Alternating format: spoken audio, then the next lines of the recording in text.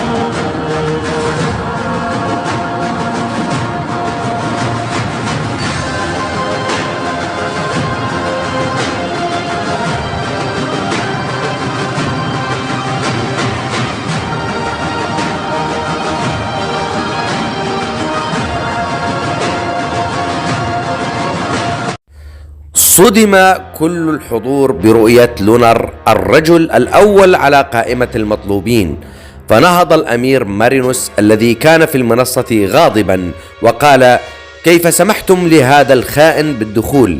اقبضوا عليه.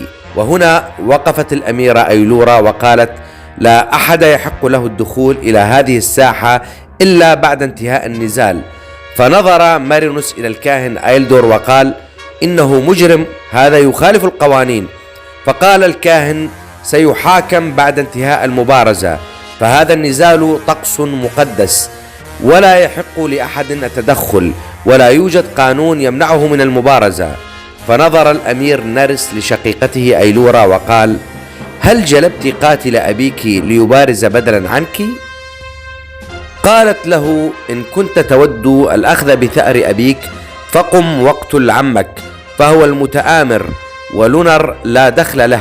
فهمس الحكيم أنيسوس بأذن الأمير نارس وقال: مولاي، ما تقوله شقيقتك صحيح، أنا قد أفعلها وأخون والدك، ولكن لونر لا دخل له.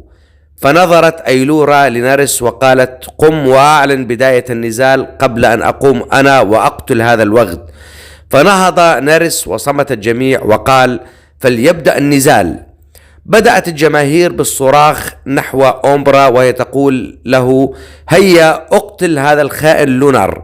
وصاح مارينوس وقال: أومبرا، إياك ومبارزته، غادر الساحة فورا. وأومبرا ما زال ينظر للونر وهو يقول: الانسحاب الآن سيفقدني هيبتي أمام هذا الشعب، هذه فرصتي لأكون الأقرب لقلوبهم. ثم لا بد أنه قد هرم الآن وليس بذلك المقاتل الذي كان عليه في السابق. فاندفع أومبرا نحو لونر، ولونر لم يتحرك، وهما ما زالا على جواديهما وعلى مسافة أمتار. أخرج أومبرا قوسا كان مخبئا تحت سرج الحصان، ووجه السهم نحو لونر. فقالت الأميرة أيلورا: هذا مخالف للقوانين، لا يمكن أن يتقاتلا إلا بالسيوف. ولونر لم يتحرك، إلا أن أومبرا فاجأه وأطلق السهم على ساق حصان لونر كي يختل توازنه. فوقف جواد لونر على قدميه الخلفيتين من الألم وصهل بصوت عال، واختل توازن لونر، وأصبح أومبرا لا يبعد عنه إلا مترين. فوقف لونر على ساقيه فوق الحصان، وقفز عاليا فوق أومبرا وحصانه، ونزل بقوة سيفه والغضب يقدح منه، مما اضطر أومبرا للقفز عن حصانه نحو الأرض كي يتجنب ضربة لونر. فجاءت الضربة على ظهر الجواد، فشطرت الجواد إلى شطرين من منتصف ظهره، ونزل ثابتا على قدميه، وبقي سيفه عالقا في أسفل بطن جواد أومبرا. فباغته أومبرا وهجم عليه مستغلا الوضع، فركن لونر أومبرا بقدمه على صدره، فطار أومبرا من شدة الضربة مبتعدا. فالتفت لونر لحصانه، والذي كان حصان الملك السابق فاليريان والد الأميرين نارس وأيلورا، فكسر السهم وانتزعه من ساق الحصان، وشق عباءته بسيفه، وربط ساق الحصان، ثم عانقه وهو يستعيد ذكرياته مع الملك فاليريان. ثم أرسل الجواد إلى طرف الميدان، والتفت إلى أومبرا وقال: آن الأوان، طبعا والمتكلم هنا أومبرا، وقال: آن الأوان ليتغلب التلميذ على معلمه. فقال لونر: أنا لم أعلمك الخيانة، بل قد ورثتها من والدك. وانقضا على بعضيهما وتصادما بالسيوف حتى كانت تقدح شرارا. وكان الأمير أومبرا يجاري لونر بالمبارزة، وكل من بالمنصة على أعصابه. فالأمير مارينوس يتصبب عرقا خوفا على ولده البكر، والأميرة أيلورا تخشى من خسارة لونر. وفي المدرج نظر أركايوس للونا روبرا الطفل، وقال له: من تريد أن ينتصر؟ فقال له ذلك الوغد لونر. فقال له أركايوس: يبدو أنك أعجبت به. فقال الطفل: بل أريد أن أقتله بيدي، لا أريد أن يقتله غيري، وأنت ستدربني على ذلك. أما في الميدان فكانت ضربات لونر أشد ثقلا على أومبرا، الذي بدأ يلهث وهو يقول: خدش واحد وتموت بسيفي المسموم. ففتح لونر ذراعيه وصدره وقال: تعال واخدشني. فاندفع أومبرا بكل قوته، وبرشاقة جعل لونر سيف ويد أومبرا يمر من تحت إبطه، ثم ضم ذراعه على يد أومبرا ولواها فكسرها. فصاح أومبرا بصوت أفزع كل من في المدرج، ووقع السيف من يده. فغرس لونر سيفه في الأرض وتقدم عار اليدين، وبدأ بلكم أومبرا حتى أدماه، وأمسكه من رأسه وثبته واستل سيفه من الأرض، وقطع رأس أومبرا ووضعه على الأرض وداس عليه وهو ينظر للأميرة أيلورا التي كادت أن تقفز من المدرجات من الفرح. وأمسك رأس أومبرا المقطوع ونظر لوالده مارينوس وقال: هذا مصير كل من خان الملك فاليريان. وقذف رأسه بكل قوته وكأنه كرة نحو والده في أعلى المدرج، فوقع في حضنه وأكمل قائلا: سيكون رأسك هو التالي. فنهض مارينوس غاضبا كي يتكلم، فقاطعته الأميرة أيلورا وقالت: لا تنسى مكانتك يا عم، لا تتكلم بصوت عال بوجود أمير وأميرة البلاد. ورفعت يدها فصمت الحضور وقالت: إن ابن عمي الأمير أومبرا هو من اختار طريقة الزواج بالنزال وتحمل نتيجة قراره. أما عن الفارس لونر فستتم محاكمته وعقوبته، مع العلم أنني أصبح لدي شك بالمحاكمات السابقة، فما نعرفه عنه من نبل وما رأيناه لا يوحي أنه شخص غدار. ستقام جنازة للأمير أومبرا وفق الطقوس، وتوضع جثته فوق سطح المعبد المقدس كي تتعرض لنور الشمس وضوء القمر مدة 3 أيام، ثم يلقى في النهر المقدس. وبعدها نقوم بتنصيب قائد جديد للجيش. فنظر لها عمها وقال: من ستنصبون؟ قالت له: سنرى في الأمر بعد دفن الأمير، مع أنني أرجح شقيقه الأمير نيوبس ولدك الثاني. فقال لها: ولونر؟ قالت له: سينفى للغابة الملعونة. فغادر وهو يحمل رأس ولده وهو يتمتم ويقول: سيكون رأسك ورأس شقيقك هو التالي. أما لونر فقد طوقه الحرس ولم يقاوم، فقد سلم نفسه واقتادوه. ونزلت الأميرة وقالت لشقيقها نارس: اتبعني. فذهبا للقصر الملكي، وجلب الحراس لونر للقصر. وقالت أيلورا للحرس: انصرفوا. فنظر لونر لنارس وقال: لا أحد يتفوق على شقيقتك بالحماقة إلا أنت. كيف صدقت أنني قد أقتل والدك وأنت كنت أكبر سنا منها وتعرف طبيعة علاقتنا؟ لو أنك فكرت قليلا لعرفت أن تلك المؤامرة هي من مصلحة عمك وأولاده. فقال نارس: والآن ما الذي ستجنيه بعد أن تنفى للغابة الملعونة؟ ما الذي تخططون له؟ فقالت أيلورا: أنت تعلم أننا بقينا محتفظين بقادة الجيش القدماء مدة 9 سنوات في السجن حتى نعثر على لونر وننفيهم سوية، ومنذ عام تم نفيهم بعد أن قطعنا الأمل بالإمساك بلونر. سيذهب لونر للغابة الملعونة بحثا عنهم، عسى أن يكونوا أحياء، ويعيدهم ونقوم بتنظيم جيشنا من جديد، لأن لهم تأثير على الجيش، فمعظم قادة جيشنا هم من تلاميذهم. لن نستطيع توطيد الحكم والجيش بيد عمك وأولاده. فقال لها نارس: وهل هناك أمل أن يكونوا أحياء؟ لم يعد أحد من تلك الغابة بعد أن نفي، ثم إن وجدهم أحياء كيف سيستطيعون العودة وأنتم تعلمون أن الغابة أسفل منحدر الموت، ولا يمكن لأحد أن يتسلق المنحدر. فدخل الحكيم نارس وقال: التاريخ مهم يا ولدي. ما لا تعرفه أن الغابة كانت بمستوى الأرض هنا قبل أن تحل عليها اللعنة، قبل تلك المدة التي نجهلها، ربما منذ 100 سنة أو قرون.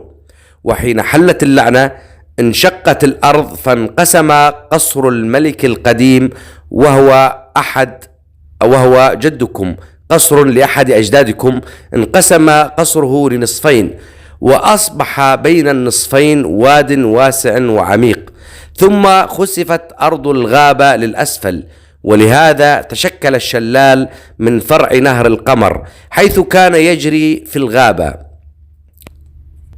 وعندما خسفت الأرض أصبح شلالا، ومن هناك بواسطة الحبال نقوم بإنزال المنفيين للأسفل لأرض الوادي ببداية الغابة.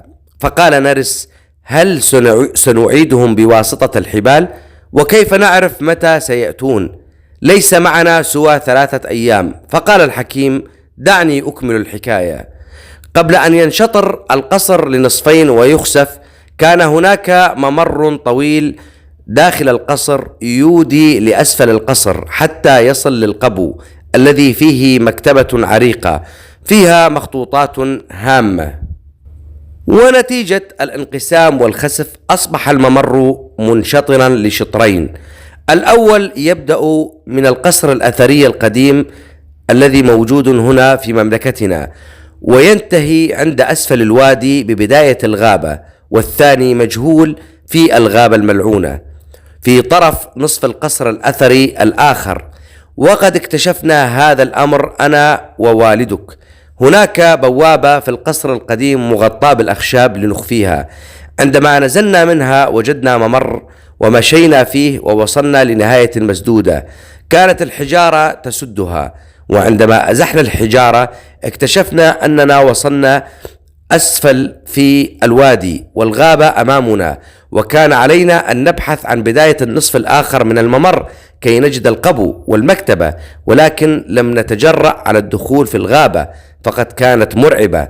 ولكن الصدمة أنه عندما شارف الوقت على المغيب عدنا فوجدنا في مملكتنا الوقت ما زال قرابة الظهيرة، مع أننا ذهبنا وكان الوقت قرابة الظهيرة، فاكتشفنا أننا قضينا 7 ساعات في الوادي ولم تمضي إلا ساعة واحدة في مملكتنا. هذا يعني أن مرور الوقت عندهم مختلف، وكل يوم عندنا يمضي عندهم أسبوع. لا أعلم ما السبب، ولكن يبدو هذا أحد تبعات اللعنة. لذا بعد نفي الفرسان ومضي سنة سيكون الآن قد مرت عليهم 7 سنوات. ونظر للونر وقال: معنا مهلة 3 أيام حتى نعين قائد للجيش، وهذا يكافئ 3 أسابيع في الغابة الملعونة. يجب أن تعود قبل 2 أسبوع، ولا تنسى المكان الذي دللتك عليه ليلة البارحة في نهاية الممر من جهة أسفل الوادي، وهو مسدود بصخرة، وعندما تعود سد الصخرة. وأما الباب الخشبي هنا في القصر القديم فمغطى بأخشاب لن يصعب عليك فتحه، أي بمرور 2 أسبوع هناك يكافئ 2 يوم هنا كي تستطيع تنظيم الجيش قبل أن يكتشفوا الأمر، وإن لم تعد ستكون نهايتنا قد حلت.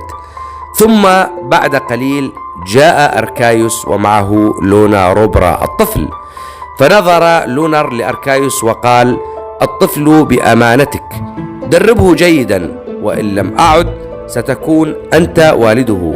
فقال الطفل: يجب أن تعود. فقال لونر: هل ستشتاق لي؟ فقال الطفل: لا، يجب أن تعود كي أقتلك. فنزل لونر نحوه وقال: يجب أن تتدرب جيدا كي تستطيع قتلي. ثم نظر للأميرة وقال: أعطني نقودي 1000 قطعة ذهبية. قالت له: أخذت 500 البارحة. فقال: هات النصف الآخر.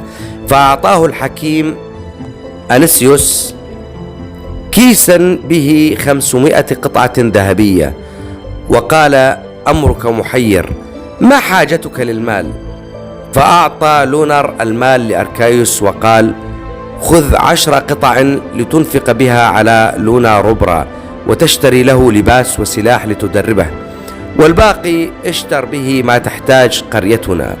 فقال أركايوس وعيناه تدمعان: أأشتري لهم من مالك وهم يشتمونك كل يوم ويقولون عنك مجرم؟ قال له لونر: لا تكن ثرثارا، خذ المال وانصرف. فجاء أركايوس وعانقه بشدة وقال: أنا أعلم أنك ستعود. وأخذ الطفل ومضى. فقالت الأميرة: هذا الطفل شكله غريب. قال لها لونر: عندما فرت زوجتي كانت حاملا، وهذا ولدي، وقد ادعوا أنه ولدهم، وكما رأيتم ورث من أخواله نصف شعر ذهبي كالشمس، ومني نصف شعر فضي كالقمر. فتبسم نرس وقال: هذا ما يحدث عندما نجمع بين مملكتي القمر والشمس. فقال لونر: أرى أنك بدأت تتذكر طفولتك أيها الصبي. فضحك نرس وقال: أهكذا تخاطب أمير البلاد؟ فقاطعهم الحكيم أنيسيوس قائلا: يجب أن نعجل بإجراءات النفي كي تصل الغابة الملعونة في النهار، لأنه وفق ما نعلم معظم الرعب فيها يحدث ليلة. ننتقل إلى جزيرة الصيد، حيث في صبيحة نفس اليوم الذي تجري به الأحداث جاءت القوارب ال5 كي تنقل الفرسان، وكان بانتظارهم 15 رجلا يرتدون زي الفرسان كي يخدعونهم، ومن ضمنهم فاليريك. وعلى الأغصان فوق الأشجار يختبئ رماة السهام. وكانت القوارب الخمس يجدف في كل قارب منها رجل، وأحد هذه القوارب كان يجدف به جالدور الذي قتل ابن فاليريك أمام ناظره. وحالما رست القوارب على الشاطئ، وكان من المفترض أن يقتل الرماة 5 الجنود الذين يقودون القوارب، إلا أن فاليريك لم يتمالك نفسه لحظة رؤية جالدور، وهجم عليه بسيفه وسط صدمة الجميع، فانطلقت سهام الرماة وقتلت الجنود 4، ولكن لم يقتلوا جالدور لأن اشتباكه مع فاليريك كان يحجب الرؤية. فقال فاليريك: لا تهتموا لأمري، اصعدوا بالقوارب وجذفوا واهربوا قبل أن يلاحظ الفرسان في الطرف المقابل ويأتون. فاندفع الجميع وصعدوا بالقوارب باستثناء فاليوس وإيلينيا. وكان فاليوس يوجه سهمه نحو جالدور، ولكن فاليريك صاح بهم وقال: لا تفعلها، سأقتل قاتل ولدي بيدي. فصدم جالدور وقال له: أنت أيها الوغد، كيف وصلت إلى هذه الجزيرة؟ كان من المفترض أن تكون في سجن الخونة بانتظار النفي. فقال له فاليريك: كي أقتلك وأقتل نبيلكم المدلل. وألقى رأس رأس تلبرس ابن اللورد مالفاس، فجن جنون جالدور وبدأ النزال بينهم. ولاحظ الجنود في الطرف المقابل من مملكة دسبوتيرا ماذا يجري، وبدأوا بالركوب داخل القوارب كي يلحقوا بالقوارب التي كانت تبحر ملتفة حول الجزيرة باتجاه الغابة الملعونة. بينما كان فاليريك منهمكا بجالدور ولا يهتم بأمر القوارب التي ابتعدت ولن يستطيع اللحاق بها، نظر بعيني جالدور وقال: أنا آخر ما ستراه في هذه الحياة أيها الوغد. فقال جالدور: بل سأعيش وأذهب وأبحث عن زوجتك، وآتي برأسك وأطبخه وأجعلها تأكل منه، ثم أذبحها كما ذبحت ابنك. وعندما سمع فاليريك جملة ذبحت ابنك جن جنونه، فضرب بسيفه بكل قوة حتى كسر سيف جالدور، وثبت سيفه في جمجمة جالدور الذي خر صريعا، وبدأ بتقطيع جسده وهو لا يعي ما يفعل، حتى احتضنه فاليوس من الخلف وقال: لقد مات.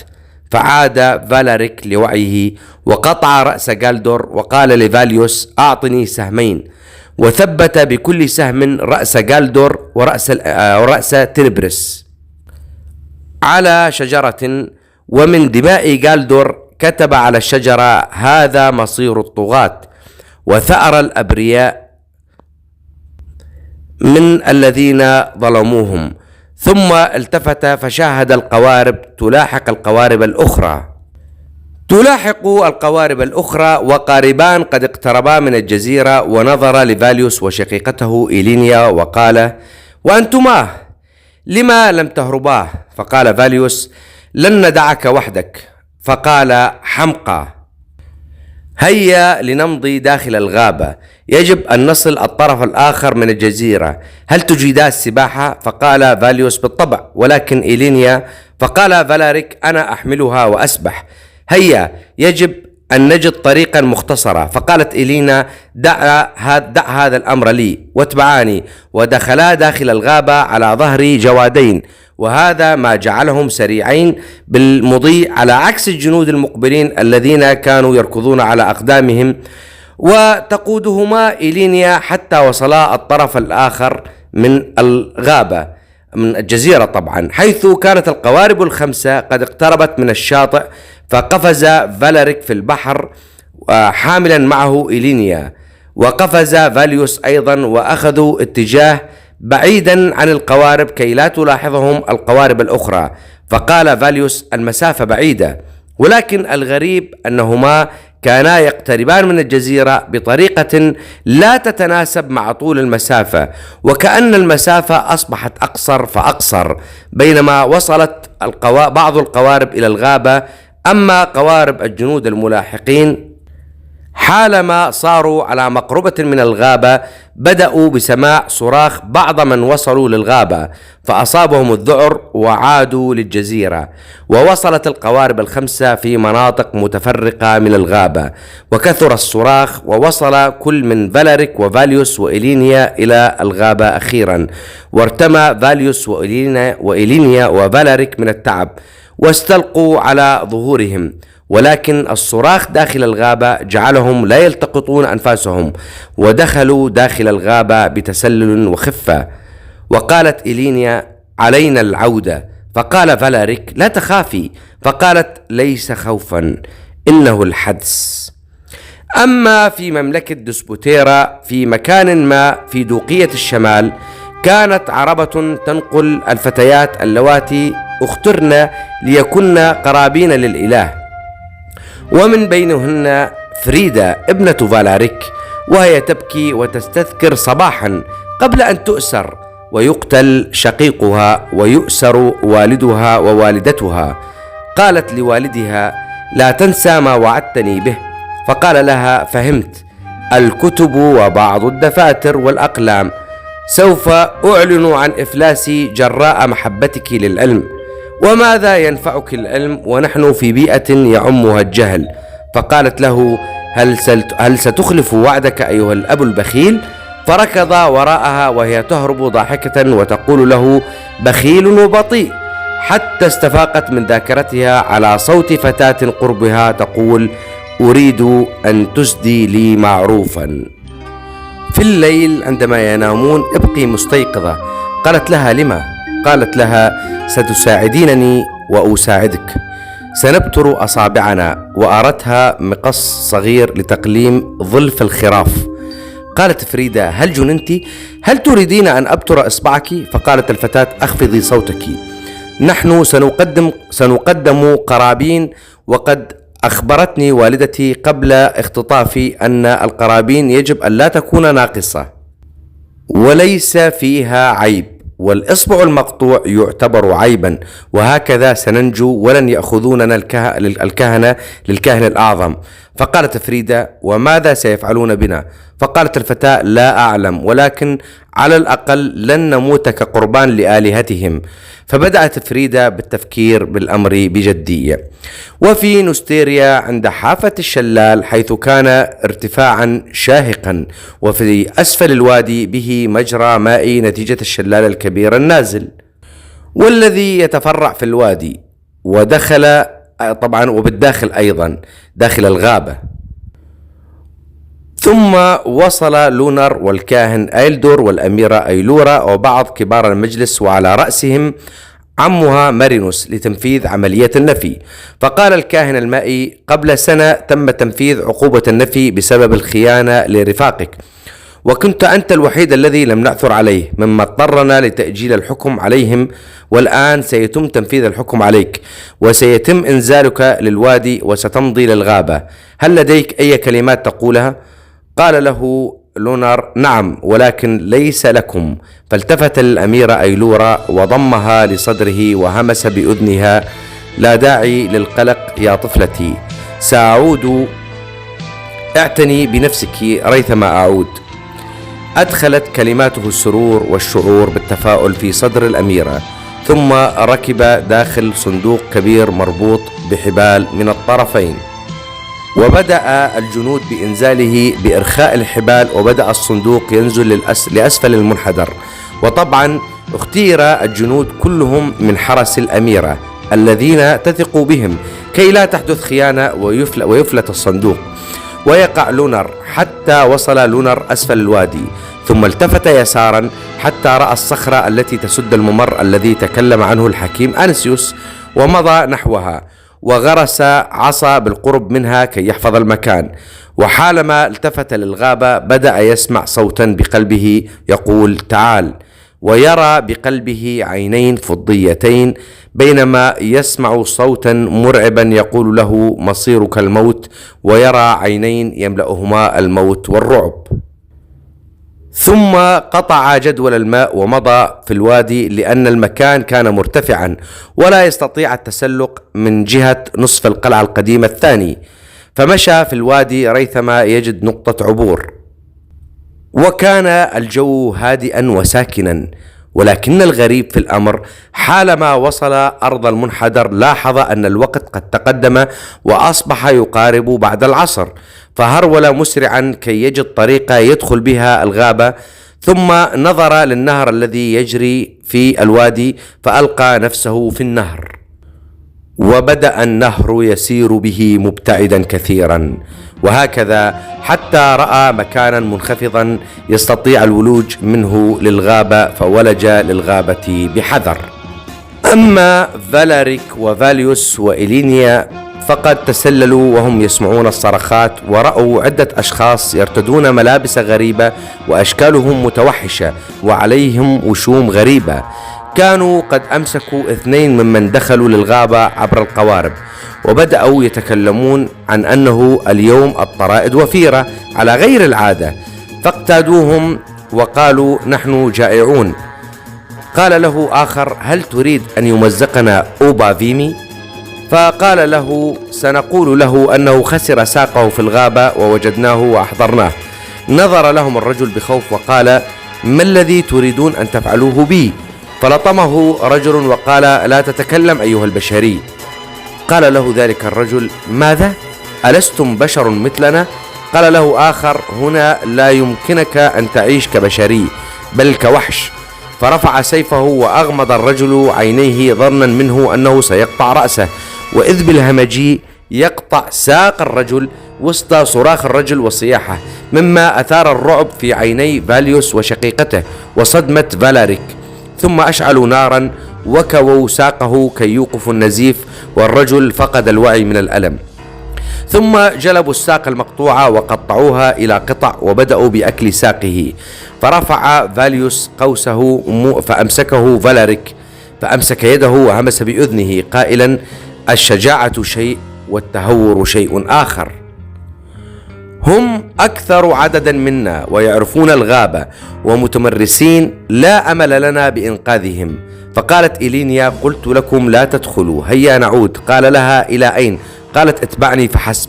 فعادت بهم إلى الشاطئ وقالت اركبوا القارب وجذفوا. قال فالاريك لن نعود إلى الجزيرة. قالت له سنلتف من مكان آخر. فركبوا وبدأوا بالتجديف. فسألهم فالاريك ما قصتكما؟ أنت رامي سهام بارع وأنت حدسك غريب. فقال فاليوس عشنا يتيمين وكنا نعيش على الصيد، لذا أنا أصبحت ماهرا باستخدام القوس، وإيلينيا ماهرة بتقفي الأثر وسماع الأصوات وحدة البصر، بالإضافة إلى حدس وصوت يدلها بداخلها قد ورثته عن أمنا. ثم قالت توقفا ولننزل هنا، ونزلوا من القارب ودخلوا في الغابة. بينما في مكان آخر داخل الغابة امرأة ذات شعر ذهبي في الغابة تمتطي على ظهر دب، ومعها 10 رجال يمتطون الدببة، وقد حملت رمحا ورمته فاصطادت غزالا، وعندما اقتربت لتأخذه جاءها صوت يقول ابتعدي عن صيدي. فالتفتت فإذ بفتاة ذات شعر فضي وعينين فضيتين وقوام مشدود وكأنها محاربة تمتطي على ذئب فضي. فالتفتت الفتاة الشقراء وقالت هذا أنت يا إلفا؟ يبدو أنني سأصطاد اليوم ذئبة مع غزالي هذا. فردت إلفا ذات الشعر